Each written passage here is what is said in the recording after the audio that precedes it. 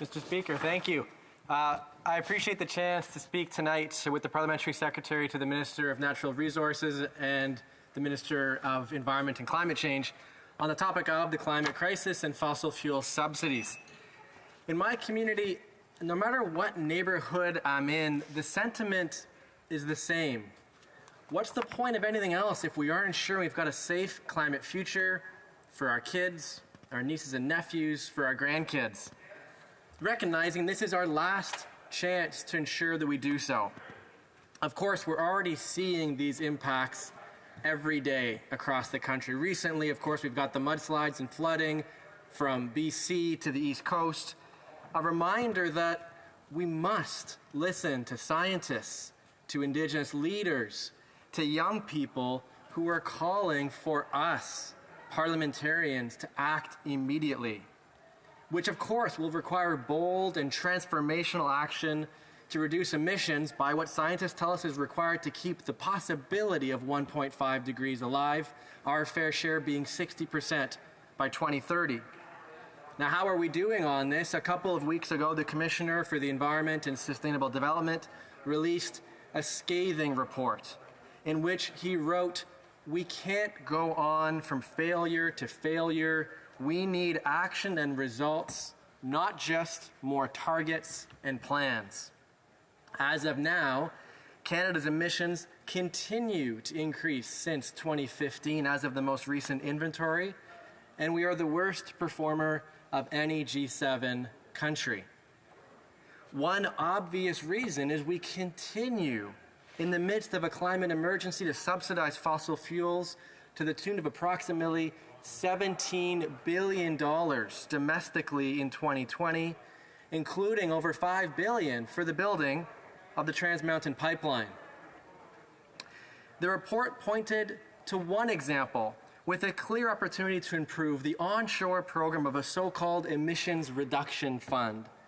Launched in November 2020, part of Canada's COVID-19 emergency response plan, the government saw the onshore program as a way to help the energy sector deal with lower oil prices during the pandemic. It was designed to support emission reduction efforts by providing financial support to struggling companies in the sector. Here's the important part.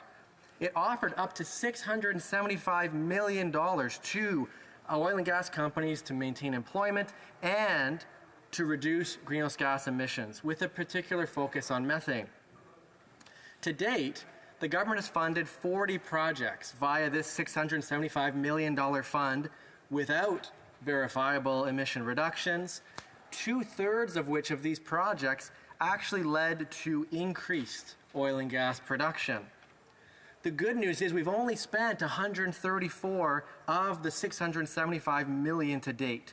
And so now we've got an opportunity to use these funds for real climate action, for significant emissions reductions, by creating good jobs, for example, in retrofitting buildings, in retraining workers in oil and gas, to be supporting their transition in a just economy. And so my question is, can the Parliamentary Secretary share what the government intends to do to ensure that this remaining $541 million actually reduces emissions? Parliamentary Secretary to the Minister of Natural Resources and to the Minister of Environment and Climate Change. Thank you, Mr. Speaker, and I would like to thank the member for Kitchener Centre for his question. I'd like to congratulate him on his election to Parliament. I had a chance to meet with him at the All-Party Climate Caucus meeting, and I'm looking forward to working with him on these important issues about climate change and the environment. Now, it's important to remember that the Emissions Reduction Fund was launched in response to the COVID crisis as a way to help workers and communities. It came at a time of record low and at times negative energy prices, and our government needed to help workers and communities reeling over these events. And Canadians expected us to do that, and that's what we did. But we also had a policy objective to ensure that the industry continued to act on methane reduction. I'll note that to date, this program is anticipated to reduce 4.6 megatons of greenhouse gas emissions, and those reductions are being tracked carefully. This is like taking 1 million cars off the road today, providing immediate environmental and health benefits for Canadians. Mr. Speaker, I'd also like to draw the member opposite's attention to correspondence that we received from the Pembina Institute and the David Suzuki Foundation. Both organizations recognize the fund's success in reducing methane emissions and suggesting improvements. The Pembina Institute, during the pandemic, the Emissions Reduction Fund has been one of the few programs around the world that addresses the economic impacts of the ongoing health crisis while creating jobs and contributing meaningfully to reducing emissions in the oil and gas sector.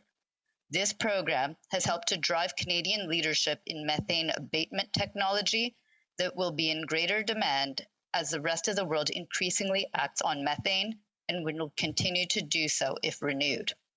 And if I can, the letter from the David Suzuki Foundation noted, when your department announced the results from intakes 1 and 2, we were pleased to see that 97% of the emissions reductions came from projects that eliminated intentional routine venting and flaring of methane, outcomes that go beyond 2023 methane regulations and that were achieved for less than $20 per ton of CO2.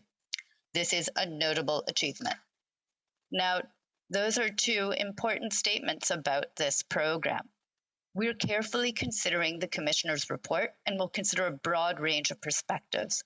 We're carefully considering all of the pieces to go into this, and I would urge members to consider a broader context and to take into account our bold actions to meet these ambitious climate targets.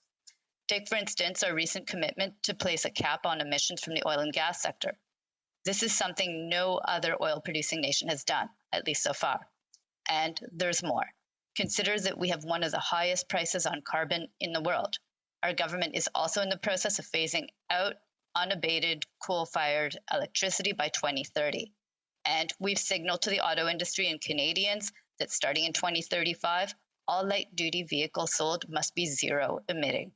Mr. Speaker, these are big steps. And there are others, like the upcoming Clean Fuel Standard. And that's why we are continuing to work to take these necessary steps. Thank you, Mr. Speaker. Honourable member for Kitchener Centre.